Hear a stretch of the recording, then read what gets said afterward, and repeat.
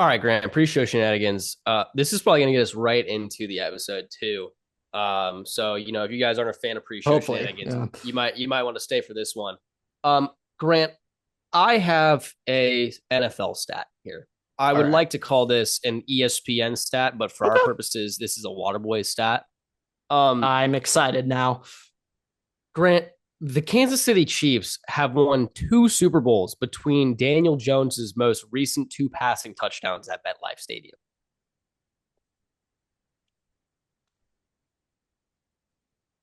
Yeah. I just would keep in mind that means it has been two full seasons since Daniel Jones, the passing touchdown he just had, and the previous passing touchdown he So had based at on home. just attempts, total games Daniel Jones has played there, there is a higher percent chance the Chiefs win a Super Bowl than Daniel Jones throws a passing touchdown at home. Essentially, yeah. Much, much higher percent chance too. Let me make that point clear. Yeah, that's a lot of takeaways there. The Chiefs, what else do I need to say on this podcast? You guys have seen me go through mental anguish and punishment over the past 3 years as the Chiefs have done what they do. They're about to three-peat, and I don't see a loss on their schedule for the rest of the year. Yeah, they all are also favorites on Bovada to trade for Tyreek Hill, by the way. Odds on favorites. Okay. So yeah, a lot of developments today. If that when that happens, I am getting a fraud alert though. Just want to mention I am currently getting a fraud alert, so that's a positive. it's probably referencing Daniel Jones. There's no way it's Well, referencing the that would Chiefs. mean if it's a fraud alert on Daniel Jones, that would mean that he's actually not a fraud. It's like it counters him already being a fraud.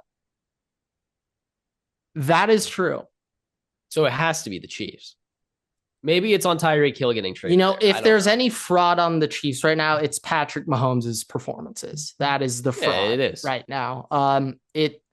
But that Everett, that makes me so much more upset knowing that he's not even playing good and they're winning. Like people forget when that their he running starts back is playing currently good, Kareem Hunt. yeah. But when he starts playing good, Everett, Well, hey, I mean, this is a positive though. oh my God. Chargers are favorites to trade for T. Higgins. We're not trading for T. Higgins. I just got a huge fraud alert, so That's it's not the happening. fraud. It's That's not the happening. fraud alert. It's We're not not. happening. It was distant. It was distant away in the moment I said that. It was right here. It was right We're next not. to We're to not my trading for apartment. T. Higgins. It'd be sick. It would be beautiful, but no, we're not. Hey, that would mean that my off-season wish list would come true, though. If that did happen, I just want to say. Yeah, So, I just sit there and it's like you get rid of Keenan and Mike. I was like, well, they have to get a wide receiver. They have to right now. no, they brought Quentin Johnson from the dead. Ladidi has stepped up, and there was a time period where Yeah, QJ had more touchdowns than JSN and Jordan combined. I personally like saying Lad McConkey, like if Shrek was saying it, like Lad McConkey. Yeah. That's my favorite kind of thing. I'll work The on a Shrek McConkey. impression. I'm not going to whip that out that's right not. now. I'm not saying I'm not whipped. That's not my Shrek impression, but just kind of the way that like an Irish kind of like McConkey. I get what you mean. I want to nail this. Oh, you want to get it impression. exactly like Shrek? Yeah, no. Okay. Perfect cadence, tone, rhythm, everything. Like I literally want it. So next episode, if somebody listening closed their eyes, they'd be like, "That was Shrek talk. That was Mike Myers." Yes, I literally want that to be the reaction, and I won't settle for anything less. Does that mean I have to work on Chris Rock then? Do I have to be Donkey? Yes, you could do Donkey, or you could do Lord Farquaad. It's totally up to you. Totally up to you what you want to do. I might go curveball. What about the gingerbread cookie? Your voice can't get that high. Not the gumdrop buttons. That wasn't that bad. All right, maybe you can do it. Maybe I can do it. That's your homework. That might be it. You be Mr. Gumdrop. I'm the gumdrop guy. Mr. Gumdrop. Gingerbread cookie. Yeah, and I'll be Shrek, and I'll throw in a little Farquaad in there eventually. Not right now, but you'll see it one day. We'll get there. But Yeah, no, that just put me in a bad mood. Hearing that. Chiefs Yeah, I are inevitable. apologize. Chiefs are inevitable, but Great. Well, hey, what Thanos can you was say at too, and this point? he's gone now. I think I don't really know what's going on He there, but succeeded in his goal though, you know. originally, yeah, it did take some time travel to fix it. It's So fair, but what doesn't take a little time travel these days? Everything takes just a little time travel, nothing crazy, just a little yeah, dash, just dabble. You know, a you're little dabbling a dash little of the bit. good old tea travel. I mean, It's who like else? seasoning. You got to season your Yeah, chicken. You got to season up. You're cooking a little bit. Yeah, you got to time travel. toss a little salt, little pepper, little paprika. Yeah, you Little know time travel. It's know just the the main deal. ingredients. It's the Yeah, main ingredients for any just a great dish. tinge of time traveling. Yeah, and I will just you know until we see a March Madness perfect bracket, that's evidence there's never been a time traveler. So until that No, happens, yeah. no, yeah, Or they're trying to keep it on the DL and they're intentionally like yeah. If I were to one imagine, thing if they it, have like a yeah, guidelines on the yeah, no, wall I'm before you literally time travel. thinking It's the just year is 2190. You go sign up for your time traveling session, and yeah, vacation. there's just like a 3-page pamphlet. Like when you go back, if you place any wager on a bet that you know the result, like jail for life. When you get jail, no, better. You're staying in that time period Oh and God. going to jail. Boom, solved it. Could be very problematic depending on the era. Solved it. Is that like Looper? You know, I've never seen that movie. I've just heard of it. Yeah, no, it's Yeah, JGL went yeah, off, Joseph yeah, Gordon-Levitt. JGL. Yeah, Yeah, and Die Hard. Bruce Willis. Yeah, I'm blanking. Yeah, thank you. I was blanking on his name. Bruce Willis. I think he's in there. But Yeah, I don't know anyways, why I yeah. thought a little. Pre-show got a little bit off topic. I thought we were Maybe going there's a little straight into the NFL. To be Gyllenhaal in honest. there, but no, don't think Jill No, made I that think it's one. Bruce. Yeah, Bruce Willis. yeah, but yeah, no, yeah, that's gonna wrap the pre-show. Without further ado, what is going on, everybody? Welcome back to another episode of the Waterboy Podcast. It is episode 271. And the Ohio State Buckeyes took down the Penn State Nittany Lions in Sad Valley. Those are Will Howard's words, not mine. We saw 5 ranked, six, counting Penn State. 6 ranked teams go down on Saturday. I will put a finger up, Everett. Carson Beck is straight booty cheeks. And Michigan got Fetty Wap'd. They lost 17-38, so they got Fetty Wap'd. Yeah, what a weekend of college football. I forgot how great Michigan hate watches are. I forgot that. That's what really rejuvenates me. And next week, we got Michigan, Indiana at the same time as Georgia, Ole Miss. Everett, I think you know what's going to be on the big TV for me. And it rhymes with Michigan, Mindiana. So that's what I will have on the big screen. All right, you know what? Hate watch for the ages. At this point, just start with college football, Grant. I got to ask you this question. When the game happens this year, I think, is it in the shoe? Is it back in the shoe? Yeah, back in the shoe. How much can you cheer against your guy Davis? Now, this thing about Davis, it's weird because, I think Ohio State is currently like a 22.5-point favorite. That doesn't surprise me. I don't care at all about the spread. I do not care at all if Ohio State covers that. I just want to beat Michigan. Simply put, I want to beat Michigan. I don't care how the score. My brother and I were talking about the score could be 10-7. I won't care at all. That's a W, baby. That's all I care about, beating Michigan. But also at the same time, I want Davis to play well. I want him to do well. I don't want to see him get destroyed. That would make me a little bit upset. And I will say this. Now, Michigan did get Fetty Wap'd. I have to make that very clear. We might not see another Michigan Fetty Wap for a while.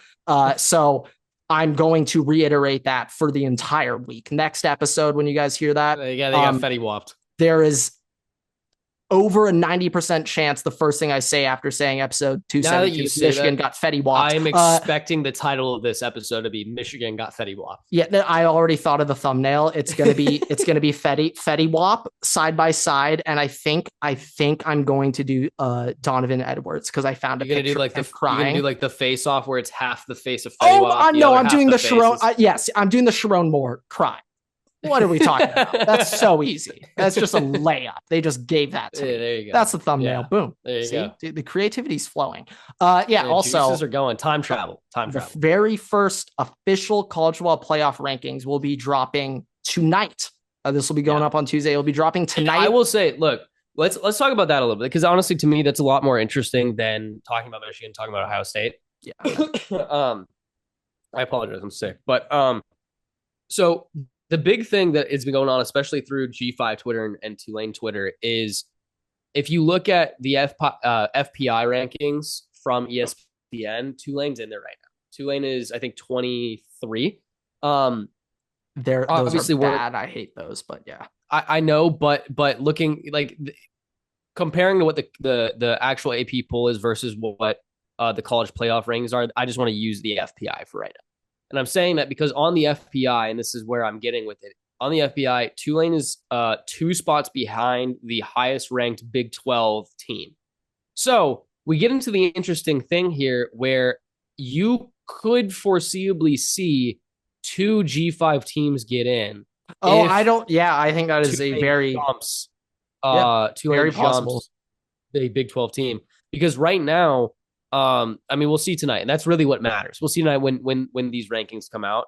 But look, Tulane plays Navy and Tulane plays Memphis. Those are the biggest games to end out the year. And homecoming's this next week, right?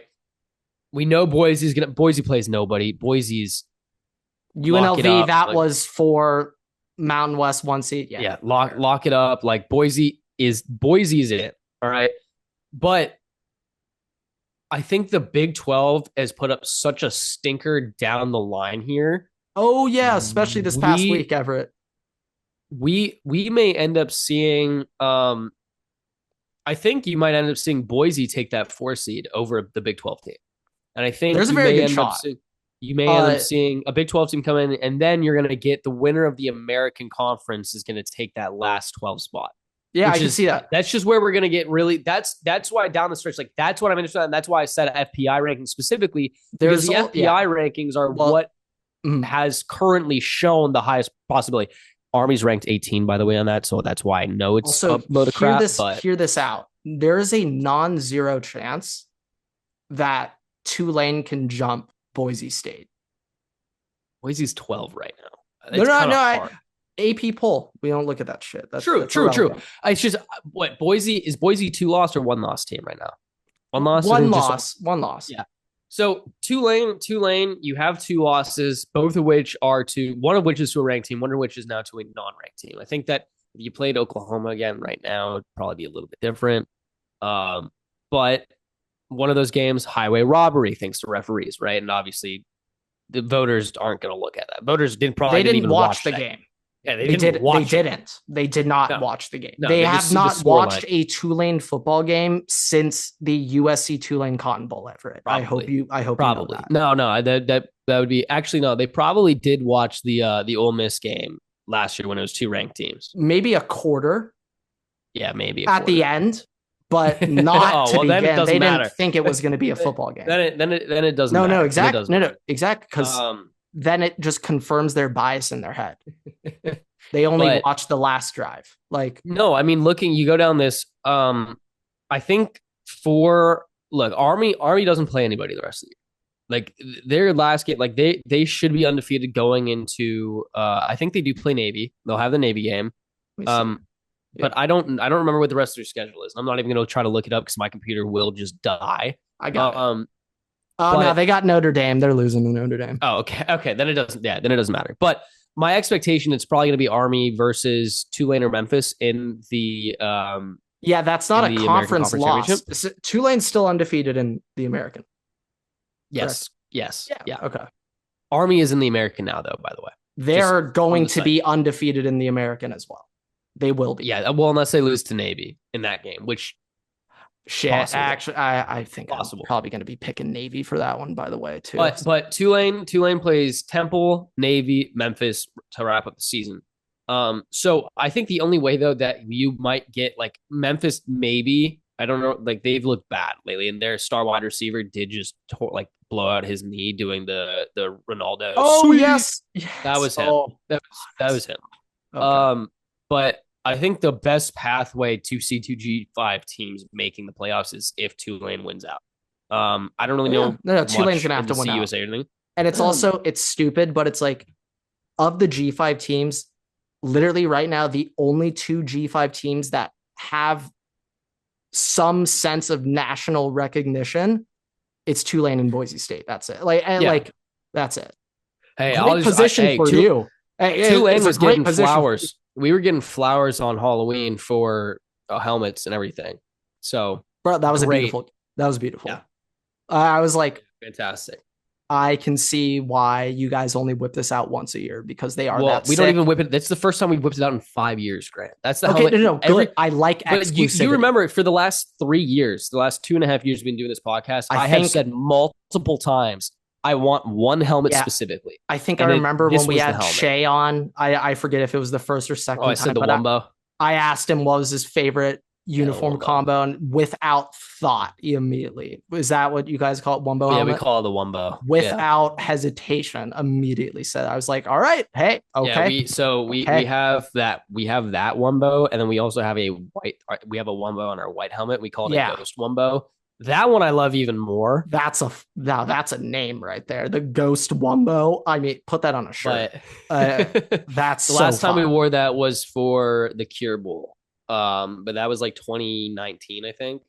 Okay. So yeah. You know, I mean, hey, anyways, there's one thing everybody knows. Tulane's got the best jerseys in college football. Everybody knows.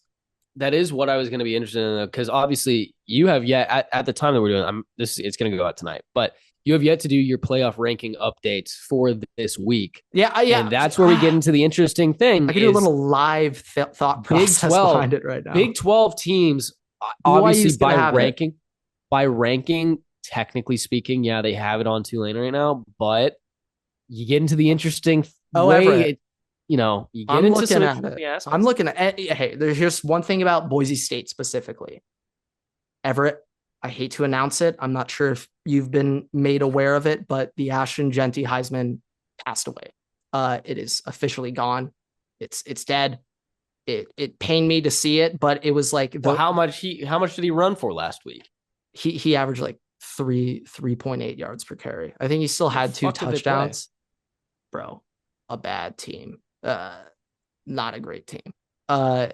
He just like at the end of the quarter, he had like 5 carries for 18 yards. I was like, oh God, it's Ashton Jeanty, 31 carries, 150 yards, 2 TDs.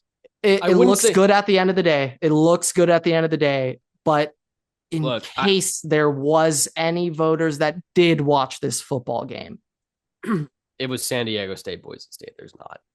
No, I know there shouldn't. They shouldn't have watched Everett. Is it lower now?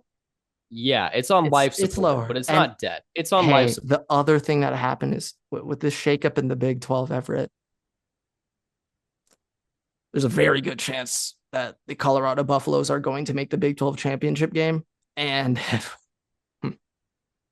look, if the Colorado Buffaloes win the Big 12, Travis Hunter wins the Heisman. That was kind of the thing we were talking about with Ashton Jeanty is like, I mean, you need to have the storyline, right? But like, I do feel like Ashton Jeanty's campaign to at least break Barry Sanders' record is still there. Still on and alive. And if he does still that, pretty sure he's on pace to break it. So if he does that, I do not care at all what else has happened. I don't care. It took him 30 carries in one game to get 150 yards. Because by any other means, that's still impressive. I want to give him his flowers, like I do. He deserves to win the Heisman if that's the case. I do still think, at the end of the day, I saw people being like, hey, Dylan Gabriel, #1 team. He's doing all this, whatever. He should be like the #1 candidate of the Heisman. I saw re-rank. He's on the #1 team. Cool. But what other players are doing, like I would put him 3rd in the Heisman campaign still. I would say Travis Hunter's probably 1 right now, then Ashton Jeanty, then Dylan Gabriel. 4, I don't even know who number 4 yet right now. I truly, I don't have any idea. Who would be 4? Is there another guy? Quarterback out there, maybe? I genuinely have no idea. I don't know. Was there another running back maybe that's doing well? A wide receiver doing well? I don't know. I saw Jeremiah Smith was on there a couple weeks ago. Ryan. Nah. Yeah, I actually have no idea. Who would be that fourth? Hey, actually, Curtis Rourke, Indiana quarterback. He won't Probably. be, Yeah, he but would be. he does. Hey, I'm telling you right now, Everett. I'm looking He's at it. I'm now nice. talking from a dynasty fantasy football perspective. So perk those ears up right now. I believe Curtis Rourke will be a late day 2, early day 3 pick. And I believe he has the tools to be something. Do something here. Like Yeah, you see kind of that Derek Carr, Fresno State, but hopefully doesn't get Dennis Allen fired kind of vibe. Yeah, Curtis Rourke, I'm impressed. And like for that. Well, hey, look, this is the first time Indiana has ever been ranked in the top 10, right? I have no idea if that's true or not, but I believe it. I believe it is true. Waterboy stat. I believe it's true. Believe it. I have no confirmation on that, but we're gonna go with that. But yeah, if you told me 3 months ago, by the way, Indiana would be a top 10 team, I'd be like, that's no. great. Before the season, I wouldn't have thought that. Like Big Ten, I would say, I will say the Big Ten alone, Big Ten stepped it up this year. Big Ten stepped it up a lot this year. I would say overall, yeah, it's more competitive, but like there isn't a jug. There isn't like a juggernaut in the Big Ten. But I think that's also why I would say it's more interesting from our perspective. Because, look, in any other year, we always know it's going to be Michigan, Ohio State, or Ohio State, Penn State. Like it's going to be one of those combinations, right? Yeah. But like this year, right? This year we have Oregon, number 1 team in the nation. We have Ohio State, who will be probably number 2, number 3. Penn State's looking nice. Indiana looks incredible. You have Nebraska's come back from the brink of death, of program extinction. All right. Rutgers was making some noise at the start of the year. Minnesota somehow is keeping their boat afloat with a hole in the rudder right now, but it's still working. All right. They're still rowing. I don't really know. It's going manual right now. The only program that's just booty at UCLA and well, UCLA just picked up a win over Nebraska. I'm not sure if you saw Purdue's looking a little stinky though.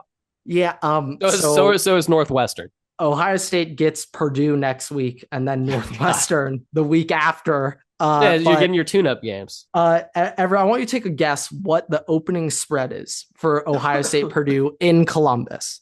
Guess what the opening spread is. I feel like there's concern over what Purdue did a couple of years ago. There isn't. I'm gonna say, there's not. Okay, minus 36. Very close. 37.5. Okay, you know, hey, I am always close on those. You're very close. I always am. 37.5 though, just one of the craziest. That's crazy. Give me Purdue spread. But anyways, yeah, no, that's crazy. But give me Purdue spread. I think that the college football playoff, the playoff rankings tonight are going to give a lot of insight. Also, you got to be a little bit careful because now people are going to be like, you're just copying the college playoff. No, that's why I'm doing it tonight. So, but yeah, I think it's just going to be interesting because we are getting to the point in the season where teams are really falling off and some teams are really hitting their stride. And I do think that it's going to be interesting to see how people react if we do get to the point where 2 G5 teams might be getting the bid.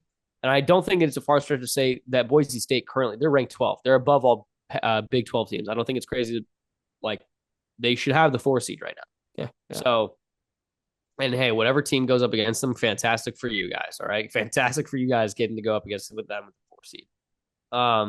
But I think that we're going to get into it. It's going to be really interesting that back half, that those 6 to 12 teams, or I guess those 8 teams, 8 to 12, and how those teams are seeded, who those teams are going to be really interesting.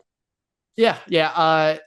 We're just in a weird space. We've never had a 12-team playoff. I don't know how they're going to rank these back half teams. Like it's kind of been in the back of my mind, like maybe they'll arrange the teams to avoid conference rematches in early rounds, or maybe they want to have those rematches early. So moving forward, rest of the playoffs, there isn't those. If K-State won the Big 12 and Tulane made it into, I would hope that they want to rematch K-State and Tulane, specifically because, like, hey, in any Good other game. time, you have a G5 team, you'd be like, all right, the Power Four team is probably going to win this matchup, but it's hard to beat a team twice, Grant. Oh It's yeah, really hard to beat a team twice. So you it's would hard. want to, you kind of want to have that And entertainment factor. beating a team 3 times, I don't know if that's ever happened in the history of football. So, it obviously has. I'm joking. But hey, Yeah. in college football history, no team has beat another team 3 times in a year. That is fact. That is fact. Other than like Michigan against like School of the Deaf in like 1898. But technically speaking, this would be the first possible year. Yeah. This would be the first year it is even possible. And I would say the most likely situation is probably Ohio State v. Penn State. Or maybe Oregon v. Ohio State. Yeah. No. Ohio State, Oregon, we're primed for a rematch in the Big Ten championship game. And hey, like, let's say if Ohio State were to beat Oregon will probably be the 5 seed. They would have to be. And I think they would. And no, they'd set it up so they're like different side of the brackets. And if they meet up, it'd be in the Natty. I think they want to avoid rematches. I'm really now thinking what they should have done is reseeding. They should have just done reseeding after each round, but okay. Yep, they should. Fine. But yeah, I understand. That's really the best way that all brackets work, but oh well. They're trying to make it like March Madness. That's fine. Yeah, and hey, we're probably only like 8 years away from 64 team college football March Madness, the way it's expanding at this rate. I believe we're only getting like 3 years of the 12 team. Then we're going to we go to 14 or 14. 16 I think it's 14. 14. Don't quote me on that. Not sure. You can quote me. Okay. 14. You heard it here first. Waterboy official. 16, but 14. Yeah, it doesn't matter. Hey, they could say 16. No, gray area. Step says Waterboy 14. We're reducing. No, exactly. But yeah. Good times right now. But last little college football thought I had. I was just relieved to see Ohio State. Hey, Donovan Jackson said it. That's our guard who moved over to tackle because our starting tackle's out for the year and the backup tackle got hurt last week, Zemikowski. So we have Donovan move out to left tackle, and hey, first start at left tackle in his life ever. And Abdul Carter got him. He did. Abdul Carter is going to be a top 20 pick in the draft. That's going to happen. But I was impressed. I was just impressed how the O-line, this was Donovan Jackson's words, not mine, but the Ohio State O-line quote, dropped their nuts on Penn State. That's what he said. We dropped our nuts. And I could not tell you the last time I've seen an Ohio State O-line just move people around, bully people. Look, I also will say, years. I didn't catch. I only watched the very end of that game where you guys were basically going from the goal line to finish the game. Like I caught that last third, fourth down from Penn State, turn the ball over, right? From what I saw over Twitter, in between my study breaks when I was just procrastinating, it seemed like the game was extremely back and forth defensively from what I saw. And it seemed like that was more so the case because Will Howard made mistakes and the refs had some influence, but it sounded like Will Howard made a lot of mistakes in that game, which is not really what you want to see late in the season. Yeah, Will Howard gave them a touchdown and then was the reason Ohio State didn't have a touchdown. So that's 14 points off the board. But he fumbled it out of the end zone. Was that the other touchback? Yeah, that was the other one. Yep. Always go back and forth on that rule. Yeah, it's strange. I think it's strange, right, but like it shouldn't be a touchdown if you fumble it out. Yeah, but no, you should not be rewarded. Yeah, turnover. You should. It should be a touchback, and you get probably get the ball like, or somewhere. Maybe ball's placed where ball is snapped and loss of downs or something. Like I get it being a safety if you run out the back of the end zone or some shit. Like yes, I get that on the other side. I get that on the other side. Yeah, right. But that's one of those weird football rules that you're just like. I don't know. Got to be some punishment, but it shouldn't be like the other team just gets the ball. But yeah, no, that's kind of my thing going to me. Like, I think for Ohio State to be successful this season, and it depends on what you define as successful for Ohio State. And I know you're probably natty or bust. It's still bad. I feel like for them to be successful, Will Howard needs to really figure it out because Oh a yeah, lot of no, these games, no, a no lot of these more of games these. from the outside perspective, like you guys lost Oregon because of Will Howard. You guys could have lost against Penn State because of Will Howard, and it's only a matter of time Well, before I'll something. say this: that Oregon game, Will It's a Howard, that team last thing. moment, but oh my God, Denzel Burke Everett in that game. Not great, but it's more. I'm more so focused on the offensive side because typically speaking, you guys have more of a problem when it comes to the offensive turnovers, setting your defense up in a bad position, or getting them back on the field quickly. What's your Or the time frame on that? Like the past what year? for you guys? Because I mean, ever since Last year, Ryan Day last took year was really over, bad. Last year was really bad, yeah, but ever since Ryan yeah, Day took over, though, it's like, dude, your defense blows, and like yeah. literally until Honda, the one thing that you like could confidently feel about Ohio State is offense going to be cooking, and No, it's like I'd agree with flipped. that, It's but so I'm more so thinking right now that the offensive mistakes are putting your defense on the field in bad spots, oh yes, or is oh also I'm with putting your guys' you on defense that. back on the field so quickly that they don't have time to rest, and that's making the situations that are happening. Yeah, no, it's not playing complementary football. I think No, that's the no, no, term we're no, looking no, for here. Not no. playing very complementary. Yeah, Will Howard, if it's a big ask, but if Will Howard can just not throw a pick six every week, I'd feel much better about our team. But until that happens, we're just gonna be Matt Schaubing around every week, Everett. Hey, don't. Matt Schwab had a pretty good couple games though. Yeah, he had a few that I remember, but it's like that.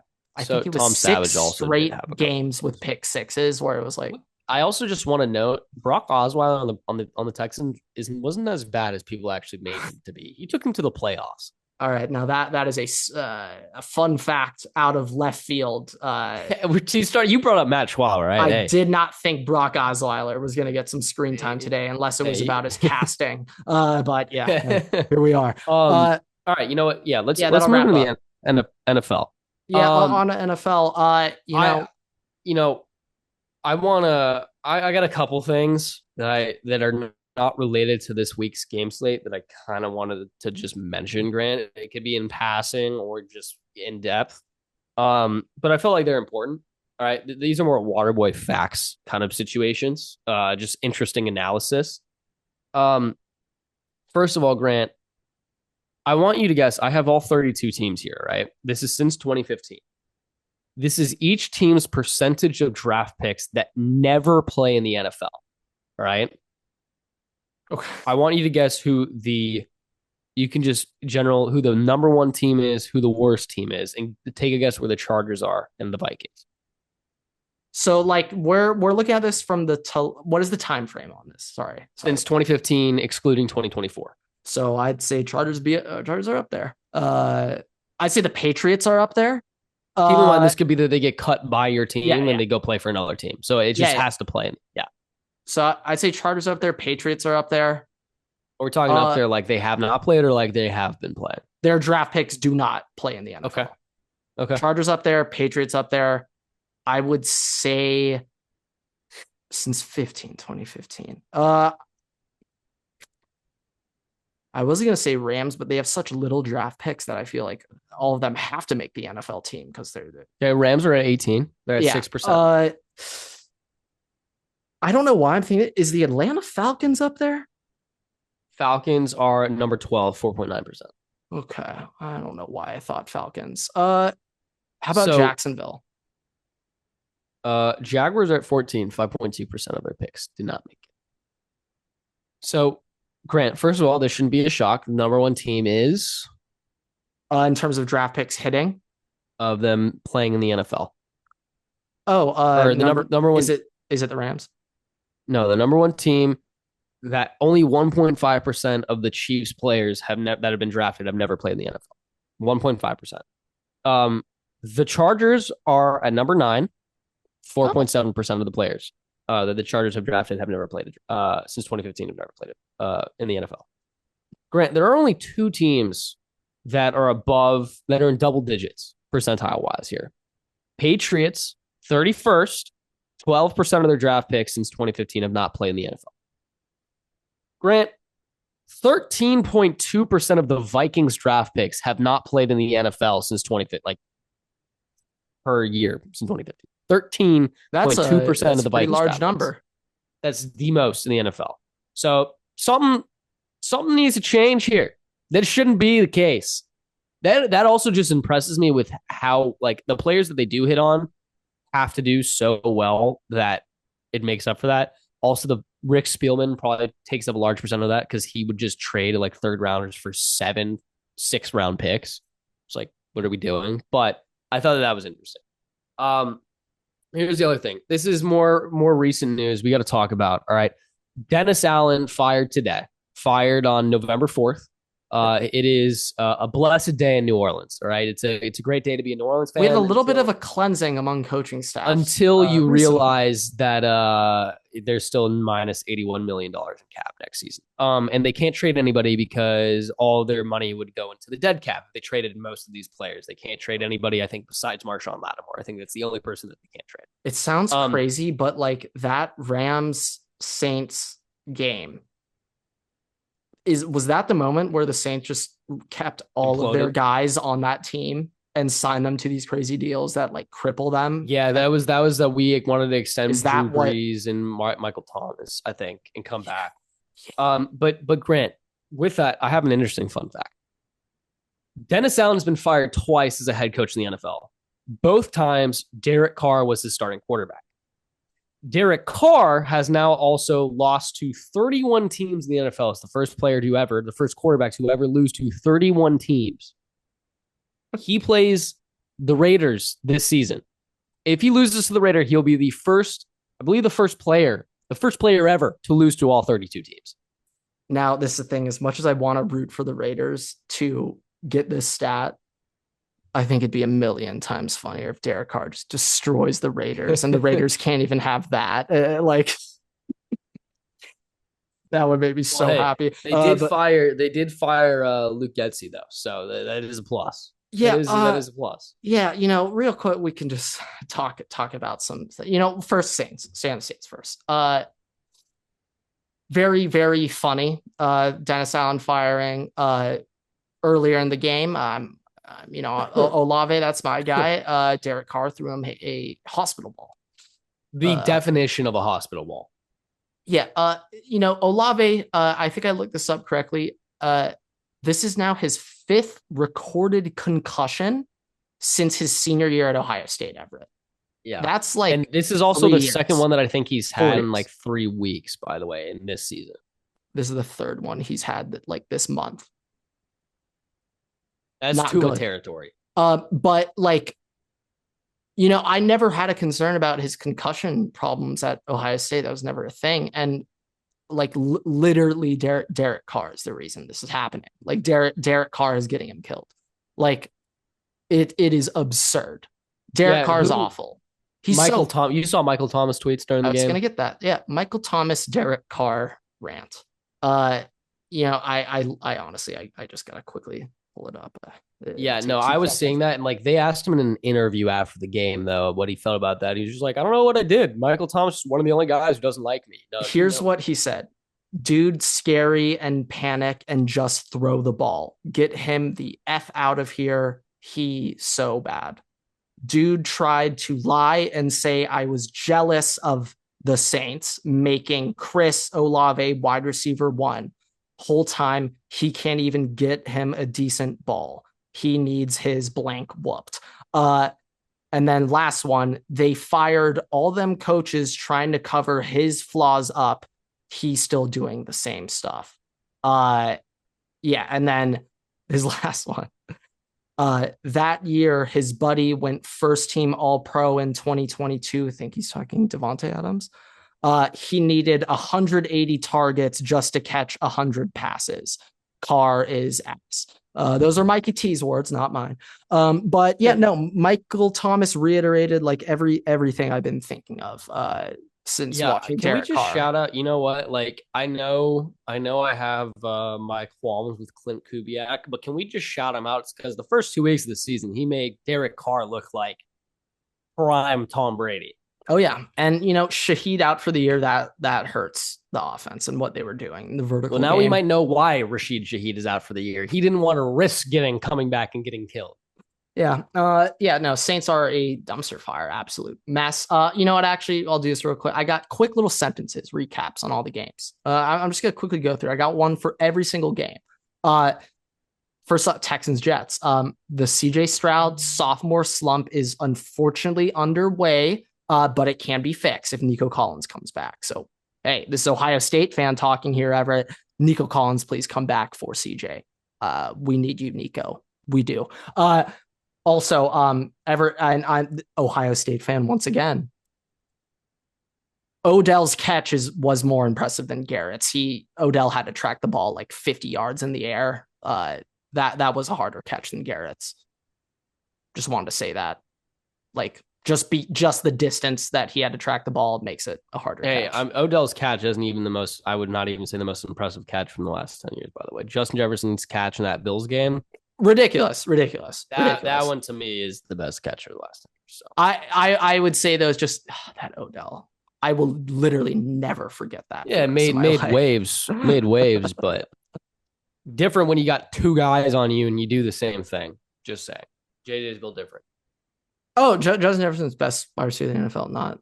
We're not debating that right now. None of that. But yeah, those are my takeaways from that game. Cowboys game. I wrote down Dak and CD are out for a while. Hopefully Cowboys fans don't use that as an excuse for the team being bad when they were still bad when they were healthy.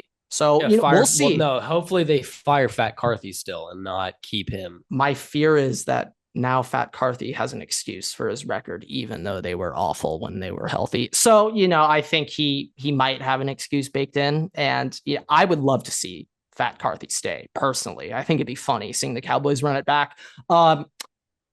Josh Allen for MVP. That's my recap of the Bills game. Bengals game. How did Joe Burrow throw 5 touchdowns and none of them went to Jamar Chase? That's my recap of the game. Has nothing to do with fantasy, I swear. Absolutely nothing. Michigan game. Or Michigan Chargers. I see Minter and I think Michigan. Jesse Minter solidified Jameis as a backup for life. I'm sorry, Jameis, but Minter. Yeah, 3 interceptions, pretty tough. It should have been 5.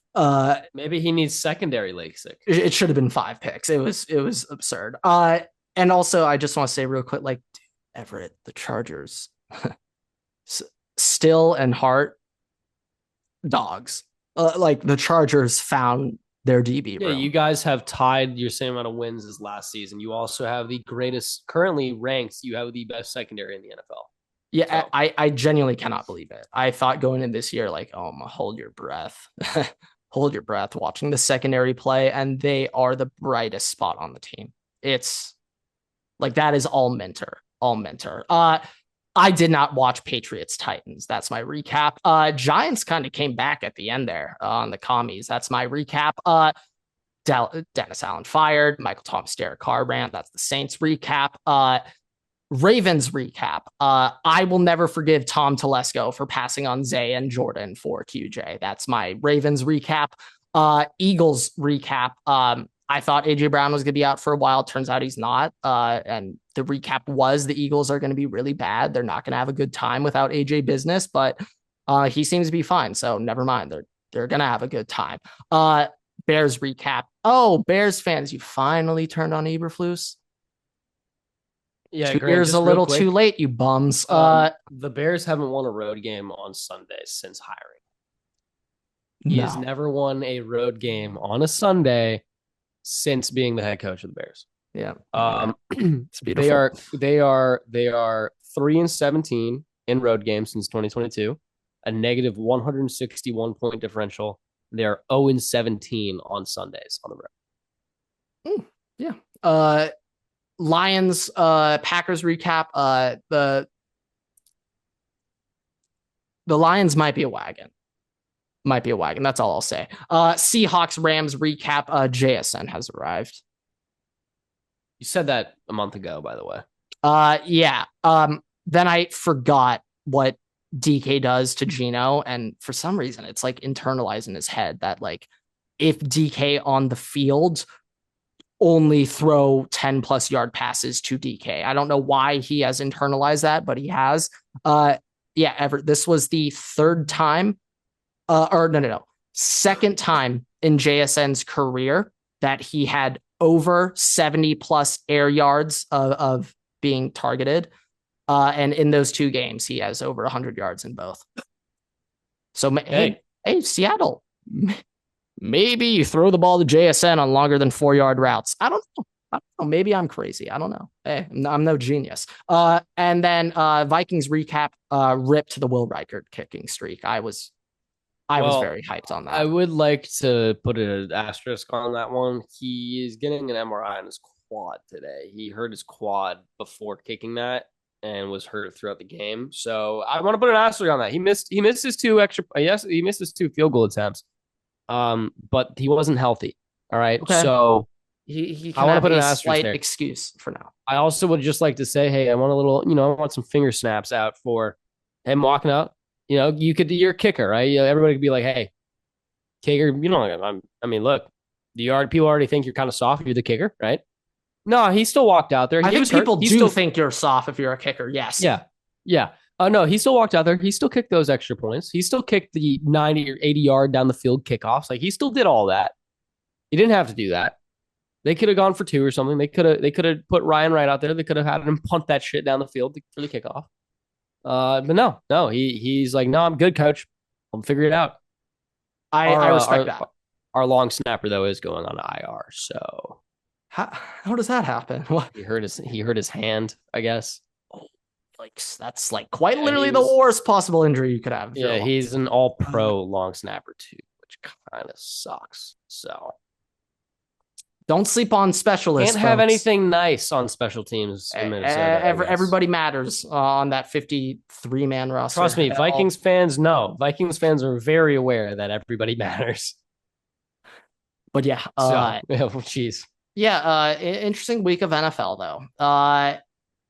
I'd say in terms of our exciting, crazy matchups, probably the most boring week of the season so far going into the week. What you'd expect, but yeah, a lot of blowouts, a lot of uncompetitive games. They did just release Dennis Allen's press statement.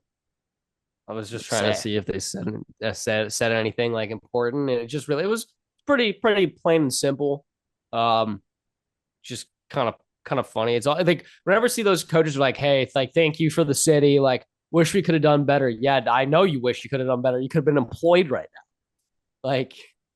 It is curious. So that kind of gets to my next thing though. Dennis Allen, I would not be surprised if Sean Payton hires him as DC next year. I know the Broncos have a good defense, but that's kind of one of my things. Do you think there'd be any beef Sean Payton having Dennis Allen replace him in New Orleans? No, well, that's the whole reason why when Sean Payton retired, he was like, Dennis Allen's my guy. I'll be honest, I just forgot all those details. I was under the impression Sean Payton was gonna be my coach for a while. So yeah. I don't know if you would have wanted. I don't think. I love Harbaugh. I love Harbaugh. I don't think you would have been having a fun time if Sean Payton was your coach. I'll keep it a buck. I don't think Broncos fans are really having a fun time, but I'm pretty surprised with the Broncos this year. I mean, they took a loss, but too. It's the Ravens. Yeah, I also. Yeah, I also just want to mention, does Sam Darnold just not? Do they just not think that he's wearing a helmet? What's going on? I don't know why, but the refs they hate his face. It's just 2 weeks in a row. They hate his face. I don't know. Sammy D, I will stick up for the rest of my life. Absolute dog. But my favorite thing this week, the same thing happened. By the way, that the only touchdown that the Colts literally reminds me of Herbert, how he gets reffed. He'll get the only cheap shotted, and then the refs will call a flag on Herbert for flopping. The only touchdown that occurred that the Colts got was on a fumble recovery touchdown, and that was because of this strip sack that happened when was it Grover Stewart, whatever his name is, can't say came through and just full on Mike Tyson sideswiped, Sam Darnold's face, threw the flag, then picked up the flag. And in the pool reporter, when they asked the referees, like, "Hey, like, what happened?" They were like, "Yeah, we determined that, the initial force was at the shoulder, and it was incidental contact." And they were like, "Yeah, so what do you think about him making contact with his forearm and hands to the helmet area?" And they're just like, "No, we didn't see that." Very convenient. Very convenient. You just did not see that when you were staring at it and threw the flag for it. Appreciate that. But Yeah, I would say yeah, I that mean, this weekend that we had a lot of interesting ref moments, ref no calls, ref things. Ohio State had a couple of ref moments in their game with Penn State. Yeah, no, I was hearing this. I think it was Joel Klatt saying this recently, but it's not just college football. Football has a ref problem. All of football oh, has a all of ref football problem does. Yeah. right now. Yeah. Not just college, not just the NFL. Everything has a problem right now. So yeah, when you consider that, it makes this a little bit more interesting. Yeah. But you know what? Let's wrap up with this, Grant. Dennis Allen just fired, right? Yeah. Let's go to the next, I guess, nine, however many coaches we can get through on the hot seat for the rest of this season. Dougie P. Dougie P is number one Dougie for P. sure. This is, I mean, second. People forget. I also forgot Robert Saleh was already fired, by the way. Which forgot about that. Happened just so casually. Like, yeah, that shouldn't have happened. Who is the Jets interim coach? Like, I'm gonna be honest. By the way, if I was the Saints, I'd fucking go hire Robert Saleh as my interim coach for the next. Who is the Jets head coach though right now? Jeff Ulbrich, DC, who I think he was the DC. Okay.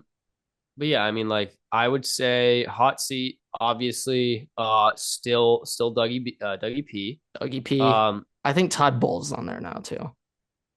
Well, injury though, that's kind of the weird. Yeah, but I still think he's not a good coach. No, I don't necessarily know about that. I also, it is like a lot of these teams, like the Titans, are just horrible, but they're not going to fire Brian Callahan after signing, just hiring him. Same thing with the Raiders. They're probably not going to fire Antonio Pierce. They're on the rocks right now with AP though. And yeah, I do remember hearing that when Brady got announced that minority owner, I remember hearing that the first thing Brady's going to do as Raiders part owner is personally ask Bill Belichick if he wants to be head coach. So that would be crazy. As an NFL fan, oh my God, Tom and Bill walking out into the Death Star. Oh my God, please get it to me. Please, I need to see it. But yeah. By the way, though, it does get interesting though, like how the Raiders or like the Saints are gonna, go forward this draft having top picks. But hey, knowing Telesco, this is kind of just one of those. So he's kind of one of those years where, well, he might be fired, but this is kind of one of those years where I don't know how many head coaches will get fired. Like, I feel like this is kind of more of a down year that way. It's kind of the same way that you start to feel like, oh, this is going to be a down year. I feel like this past weekend that was your window to do it mid-season. Yeah, I mean, Mike McDaniel, I'm sorry, he's spicy. We're on the rocks. It's spicy over there. Choppy waters, okay. Fat Carthy should be gone already. Should be gone. Hey, when we're talking about the injuries though, of all the coaches, I believe Fat Carthy has the best chance to go up to his owner Jerry and explain the injuries for his failures. Probably. Of all those coaches, I think he has the highest chance.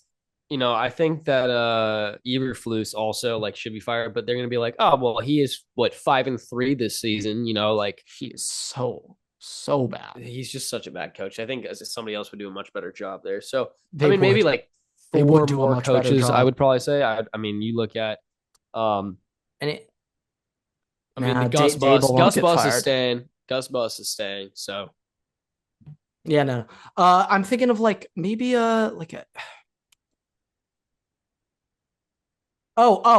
Mayo. No, I think Mayo is probably fine. Recently, though, with all the news, him calling out the team, calling them soft, and then Bill Belichick coming out being like, yeah, I'm not sure if I'd call this team soft. Same group of guys were number one in run defense last year, so I wouldn't call them soft. Well, they suck this year. True. I mean, hey, I but mean, maybe Mike that's Vrabel it's got the fired for being same scary. team. So I mean, you never know. Mike Vrabel did get fired for being scary. And he was too big. No, that's why I was saying being scary. Yeah, I That's still one of the funniest the big reports of all human. time from Rossini. Just apparently front office people were intimidated by Mike Vrabel's size. Can I It's just like also say Mike Vrabel in Dallas? I mean that's how you steer the ship right Oh, back on oh track. my God, Oh yeah. God, I don't want the Cowboys to be a wagon though. I don't want that. God forbid the Vrabel's got Bears a sign lot him. of solid. Actually, no, Oh, The Bears can't sign him because Caleb Williams just wouldn't do well in that kind of environment. yeah, no, I don't think that would work Kind of need out. to push over a little bit. I'm just thinking Vrabel to the Jags. I think that's gonna be an early interview. Huh. Huh. I think he I could love steer the that. ship clear there. I love Like, that. I I think love he could that. fix Jacksonville. Like, Vrabel to We've also been Jacksonville. talking That about might be my Dougie P, call. but man, He's whatever gone. happened, the He's first gone. season with Doug Dougie Pearson's P, gone. just I don't know what happened. He just fell off the Dude, cliff. I don't it know. was literally Staley, which propped him up, choking that 27-3. Literally, Staley's the But reason. still, like that season, they did a lot better. Even just making the playoffs with people were just like, wow. Fair, fair. But hey, last year, what were they? Were they like 7-3 at one point? And I then think they so. lost like 5 straight to end the year.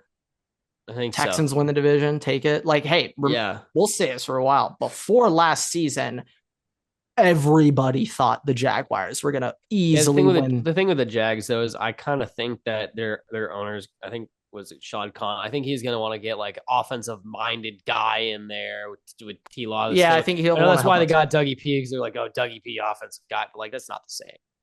Like No, no, also, I don't know, Urban Meyer also not the no, same. no. What the hell? No, no. So yeah, I don't really know. I would I think expect that's a Vrabel Ben could Johnson. be. I think That's a Vrabel. Ben Johnson call. I think Vrabel might be the marriage in Jacksonville. I think That's it. that could be it right there, Everett. Or And I think what's he'd take Bobby it Slowick? because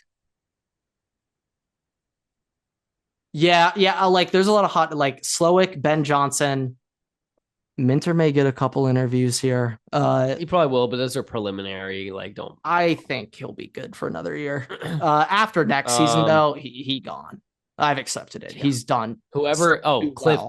Cliff might get another phone call Cliff. this year. There we go. There we go. Cliff might be Yeah. getting some phone calls again. Oh yeah. Which he shouldn't. By the way, just a fucking horrible head coach. For just as a fan perspective, NFL being fun, I hope he's Commanders OC for like at least Jaden Daniels rookie contract because I just want to see them cook together. And for Terry's sake, it's about time Terry like had a support staff around him to actually help him. Yeah. I was so happy he got his brace. He got his double touchdowns over the weekend. Very happy for Terry. Yeah. But I think with that, we'll wrap up here. So thank you guys so much for watching, listening, raise 5 stars. You can find us on Spotify, TW, Twitter, and on Instagram at Waterboy You can follow me and Grant on Twitter at Eversix and at Waterboy Grant. We post new episodes every week on YouTube and all podcast platforms. Make sure to subscribe, turn on notifications so you don't miss a single episode. We also post exclusive content on TikTok and on Instagram, so make sure to check us out there as well. And we will see you guys in the next episode. Waterboy's out.